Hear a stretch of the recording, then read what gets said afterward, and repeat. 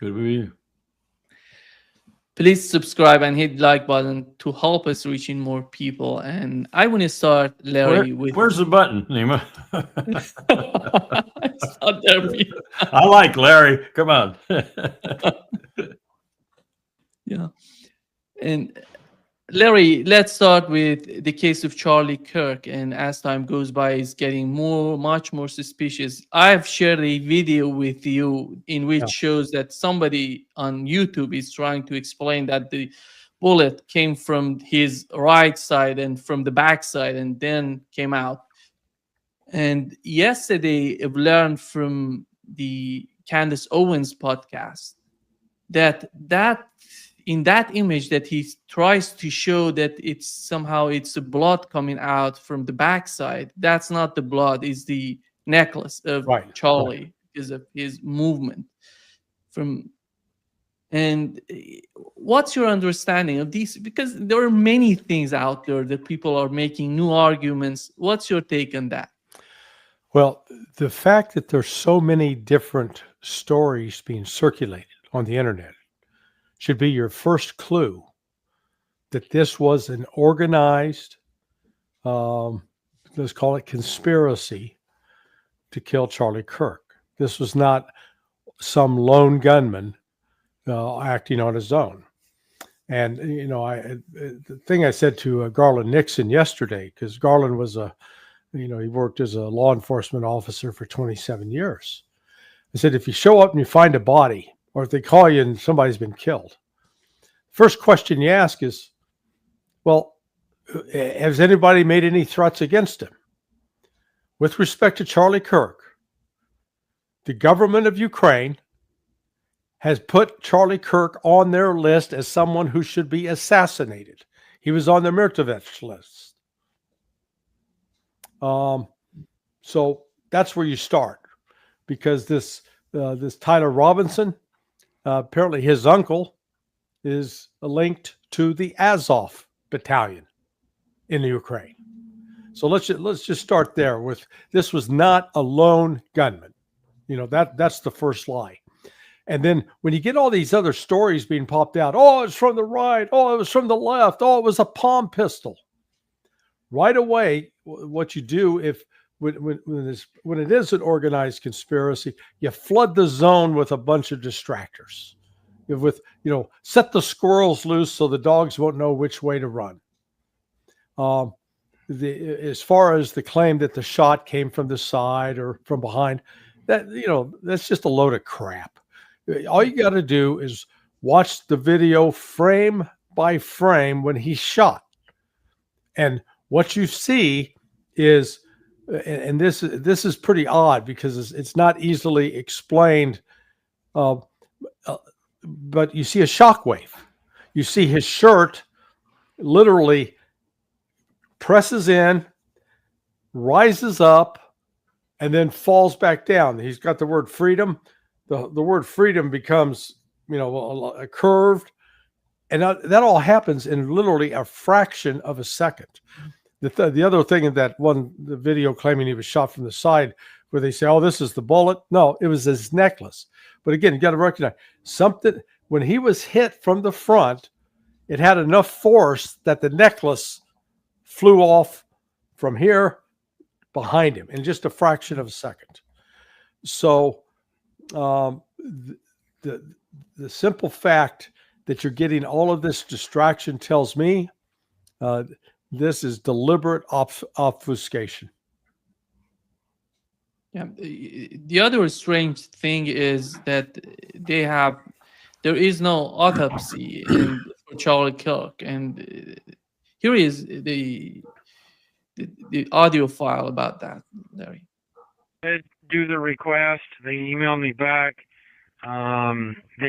He did not go in for an autopsy. The death certificate was signed by the doctor at the hospital. Oh, okay. Can you just do a field clip documenting that? I'm sorry, 10-9?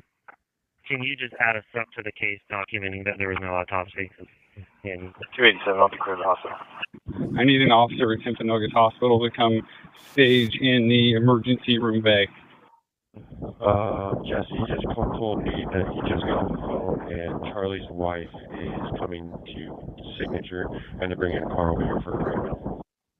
Charlie's wife is coming to land at Signature, you said? Sir, and Jesse's going to go to Duncan right now and pick up a car for her. Okay, I'm a little confused because Corey, that's what Corey just said. They said they're landing at Duncan, so I don't know where they're landing, but we will just kind of play it by ear, I guess, best that we can. Why not autopsy? And what's the problem with that? It should be an So- option. I mean, this is a criminal murder. There's got to be an autopsy because you got to collect evidence that can be presented in court when you're going to try to convict somebody of they claim this kid Tyler was the one that shot him, which he wasn't.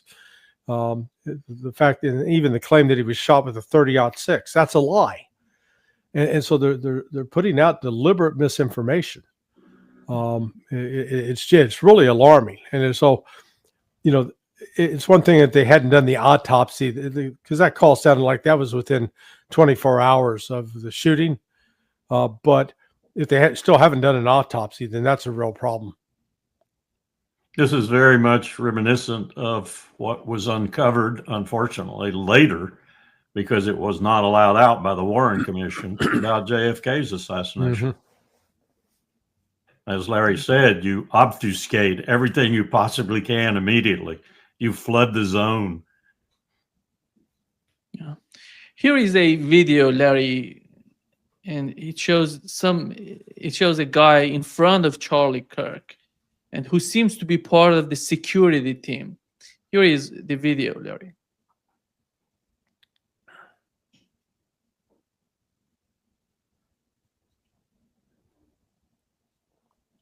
And the other video here,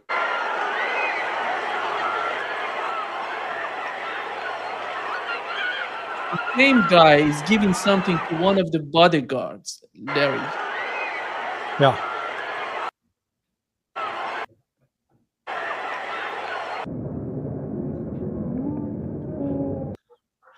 Yeah. So, look, I mean, we can only deal with the actual facts we have on the table. Fact number one is there was a gunshot, and it was not from a small palm pistol. Like I said, I've only trained 350 people in shooting firearms, semi-automatic pistols, so I do have some sense of what a pistol sounds like as opposed to a rifle.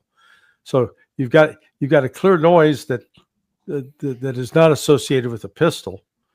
The bullet wound that's visible, there's no exit wound because we've got shots from behind that don't show it.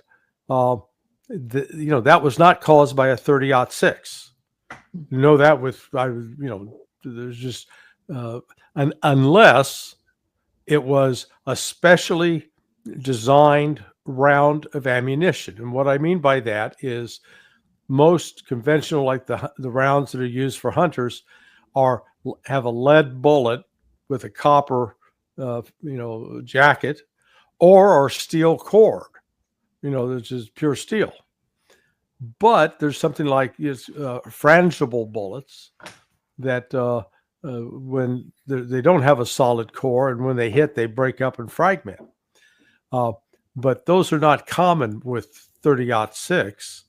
And so if some special type of bullet was used, that right away would tell you that this kid, Tyler Robinson, didn't do it. This was an organized op. So we know simply from the sound of the rifle, the sound and the nature of the wound, that it wasn't what the FBI is claiming it is. But then it goes back to what Colonel Wilkerson was saying, man, they flood the zone with all these distractions and misinformation. And what's really troubling is they're not doing the basic things that you need to do with an investigation. That's what's really, that's another tip off that there's something nefarious afoot.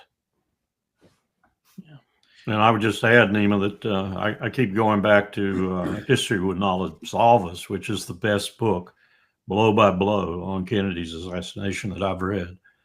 And it also leads you through its notes to other things like the initial autopsy and then the kind of cover-up autopsy that happened later, and how the two autopsies didn't agree with one another.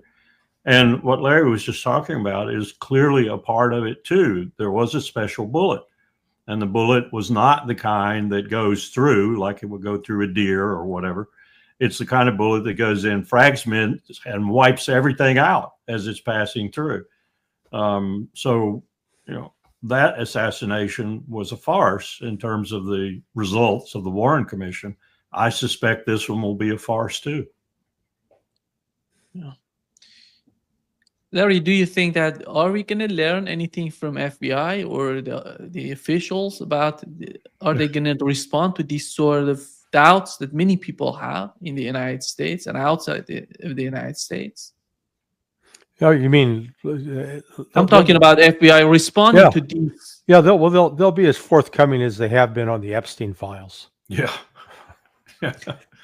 They'll be as forthcoming as Donald Trump or someone under him or behind him tells them to be.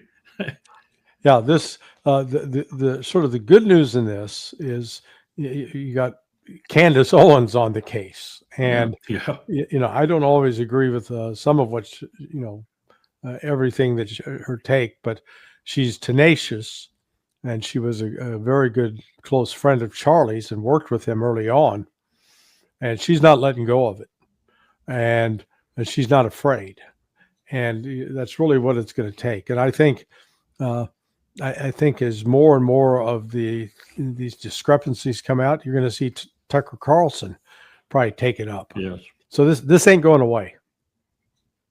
Yeah. And here is what we've learned from Washington Post, that Pete Hegseth just calling generals and admirals to have a urgent meeting. And people are speculating, is that about Venezuela? Is that about Middle East? Is that about Russia? Because looking at what's going on between Russia and the United States and the West, it's somehow it's so much the way that the things are escalating so much unbelievable, because you see the drones coming to these European countries, and the possibility of a false flag operation that could happen in Europe, in London. Let's assume something happens in London. And how do you see that? And what is your speculation, Colonel, on this meeting? What is the main objective of this meeting? I have no idea, but first, let me say that it's stupid. We wouldn't even assemble all the sub-commanders in U.S. Pacific Command when I was a member of that command, the largest unified command at the time, in 1984-85, in a single spot.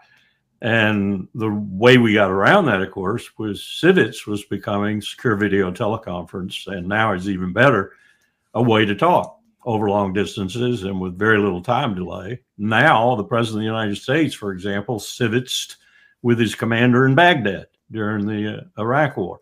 Very good system, so you don't need to bring them together. That's the first thing. The second thing is, and this is really foreboding, I hate to even talk about it, but in July 1935, Hitler summoned all of the generals and admirals in the military to Berlin. And he summoned them there to tell them that essentially they were going to have to renew their oath. Their oath would not be to the Weimar Republic's constitution. It would be to Hitler. That's another possibility. Another possibility is that Hegseth is just preening and showing what he can do. And we'll start the whole thing off with getting down on a knee and saying the Lord's Prayer and telling him he's going to Christian nationalize the Department of War or whatever. Another thing is, as you suggested, that Trump could be trying to frighten Putin. Good luck there. Putin's not frightenable. So I have no idea why they're coming together, but it's not very smart. Yeah. Larry? Yeah, well, what's your thinking? Yeah, it's not, I don't think it has anything to do with any war plan, because again, you're bringing in the generals that work for TRADOC, the training command, or for Space Command. So, it is, it's very bizarre, number one. Sort of related, but not directly related to this, I am extremely pissed off, I guess is the correct technical term, that you haven't had a single member of the U.S. military in command, any of the generals. None of them have resigned in protest over Trump's illegal order to kill the people in those boats off the coast of Venezuela. That is a criminal act. It's an act of war, and there is absolutely no justification. Over 23 years working at military exercises, I saw 253 rules of engagement that were always listed for special operations forces. There is no justification to go kill people in a boat because you think they're carrying drugs. If you're a cop and you're on the street, whether you're in Brazil or Philadelphia or New York City, and you see two drug dealers on the corner and they go up and deliver drugs to somebody in a car, you can't get out and shoot and kill them. Unless you go up to arrest them and they pull a gun on you, then you can shoot them.